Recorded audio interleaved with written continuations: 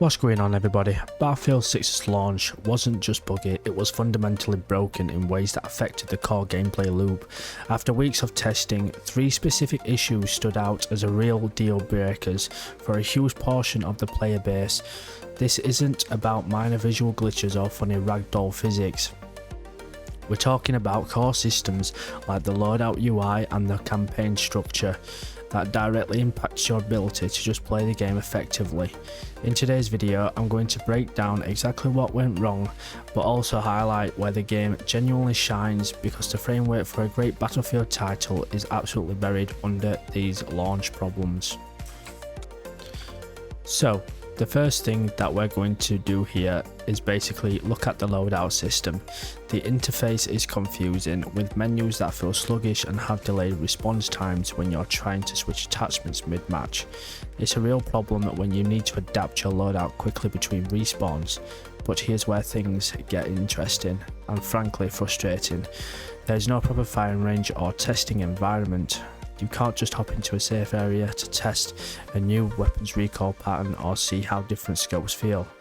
This forces you to test everything in live matches, which is a terrible way to optimize your loadout and puts you at a direct disadvantage. Compared to previous Battlefield titles that had much more functional systems, this feels like a major step backwards. For new players trying to understand weapon mechanics, it's an absolute nightmare. You're just guessing at what might work. I had multiple instances where specific UI elements like the attachment selection menu would lag or fail to register a click, causing me to spawn with the wrong gear.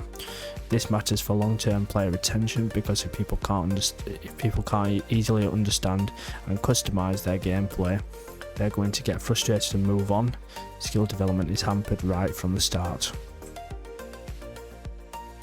Now, about that single player campaign, the runtime is surprisingly short compared to what the marketing seemed to promise. You're looking at a campaign that can be completed in just a few hours, which feels light for a full price game. To make matters worse, excessive loading screens break the immersion constantly between missions. You'll finish a mission, hit a loading screen that lasts over a minute, watch a brief cutscene, and then hit another loading screen. It completely kills the pacing. This really affects the overall value proposition for anyone buying the game primarily for the single player experience. When you compare it to other modern FPS campaigns in the same price range, it's hard to justify the cost. There's a clear disconnect between the campaign's length and the premium pricing. It makes you wonder about the development priorities and where the resources were allocated, especially when the multiplayer side, while fun, was also launched with significant issues. It feels like the single player portion was an afterthought in Battlefield 6. But it's not all bad news. The core multiplayer gameplay loop, when it works, is still incredibly engaging and fast paced. The large scale map design is fantastic and facilitates those classic Battlefield sandbox moments we all love, like coordinated tank assaults or dramatic last second captures. The visual and audio presentation is absolutely top tier and sets a new bar for the franchise. The sound of bullets whizzing past your head is incredibly immersive. Weapon handling and the core shooting mechanics feels responsive and polished. When you get into a firefight, the actual act of shooting feels great. This is the most important thing to understand. The core framework for a truly Battlefield game is present here. The foundation is solid. All of the enjoyable parts of a Battlefield experience are in place. They are just buried under a pile of launch day problems that should have been ironed out before release. Okay, now with the core strengths covered, let's talk about the significant movement overhaul. Compared to previous Battlefield titles, the movement feels much more fluid. You have a slide mechanic that integrates well into combat, and mantling over objects is smoother. This change positively affects combat flow and keeps player engagement high. Vehicle handling has also seen a nice refinement. The physics for land and air vehicles feel more weighty and responsive. Flying a helicopter, for example, requires more skill but feels more rewarding when you master it. This improvement in vehicle balance encourages role specialization in team play. You're more likely to have a dedicated pilots or tank drivers because the vehicles are fun and impactful to use. When you compare this to previous Battlefield vehicle systems, it's a clear step up in terms of control and depth. These are the kinds of improvements that show the developers were focused on enhancing the actual moment-to-moment gameplay, which makes the other issues even more puzzling. Okay, so the progression system are a bit of a mixed bag. The weapon and gear unlock systems have a decent pacing. You're not waiting forever to get new weapons or attachments, but it also doesn't feel like you're unlocking things too quickly. This pacing is crucial for long-term player engagement because it gives you the reason to keep playing match after match. When you compare it to previous Battlefield progression models, it's pretty much the same process, which is fine because the formula generally works. You've got your cosmetic unlocks and customization options, which are extensive and allow for a good amount of personalization. The daily and weekly challenges add another layer, giving you specific goals to work towards during your gameplay sessions. The key here is to balance between grinding and meaningful progression. It doesn't feel like an unbearable grind to get the gear you want, but the challenges are just engaging enough to push you to try different playstyles. It's a system that rewards you for putting in time without making it feel like a second job. Now let's talk about the maps. The analysis of the new maps designs shows some really strong strategic layouts. They are designed with multiple lanes and verticality, which creates dynamic matches where flanking is always an option. We always have some fan favourite returning maps from the previous Battlefield titles, which is always a welcome sight for veterans of the series. The available game modes at launch were received pretty well, with this classic conquest and breakthrough modes feeling as solid as ever. This map variety is essential for replayability and keeps match dynamics fresh.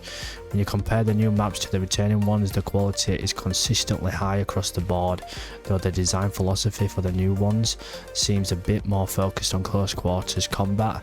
The impact of specific modes, especially the large scale ones, on the overall Battlefield sandbox experience is significant. They truly leverage the large player counts and the vehicle gameplay that define the franchise. It's these moments that the game feels most like a proper Battlefield title. But here's where the single player experience really falls apart. The campaign story and character development. The protagonists are underdeveloped and the supporting characters are completely forgettable. Throughout the story, you'll encounter plot holes and narrative inconsistencies that make it hard to stay invested. There's a real lack of emotional investment compared to previous Battlefield campaigns, which had memorable moments and characters you actually cared about. In specific missions, the storytelling just falls flat. There are intended emotional moments that are completely undermined because you haven't formed any connection to the characters involved. It feels like a missed opportunity for meaningful single player content, and this matters because even in primarily multiplayer focused games, a strong campaign with compelling characters can add significant value and give players a reason to come back beyond the multiplayer grind. In this case, it feels like it was rushed and no real thought was put into the campaign at all. Okay, and then we have the technical performance, which was a major issue at launch. There were frame rate inconsistencies across different hardware configurations, meaning even people with powerful rigs weren't guaranteed a smooth experience. Memory leak issues were also a big problem, causing performance to degrade the longer you played. You'd start a session with a solid frame rate and after an hour or two it would become stuttering mess. Network connectivity problems affected multiplayer stability, leading to a rubber banding and sudden disconnections. These technical issues compounded all the other problems we've talked about. A confusing UI is bad, but a confusing UI combined with lag and stutters is unbearable. The patch timeline after launch did address some of these problems, but many players felt the fixes didn't get to the core of the performance issues quickly enough. This kind of launch makes you question the current state of modern game development practices and whether enough time is being allocated for proper polishing and optimization. So, the final verdict, it's a tough recommendation, but if you live and breathe for Battlefield large-scale multiplayer games and you can tolerate the technical issues that were at launch and the core gameplay issues and whatnot, then this could be the game for you, because you know you are going back to Battlefield. And personally, I'm really enjoying the game. It's actually really fun once you get into it. There's only one issue that I didn't mention, where obviously having the crossplay option, they should have added that back into the actual full version of the game on release, but that is nowhere to be seen in the options at all. So if you obviously don't like playing with consoles, you know, people playing with consoles, then this might be a put off for you as well. But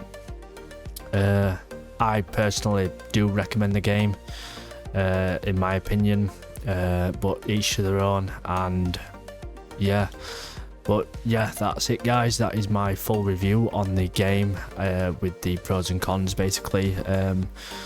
There's a lot more pros than cons, to be fair, but well, it seems like there were a lot more cons in this video. But if you want me to make a video on the pros for this game, then please do let me know down in the comment section, and let me know what you guys think of the game. But yeah, that's it for you guys, and I'll see you guys in the next one. Bye.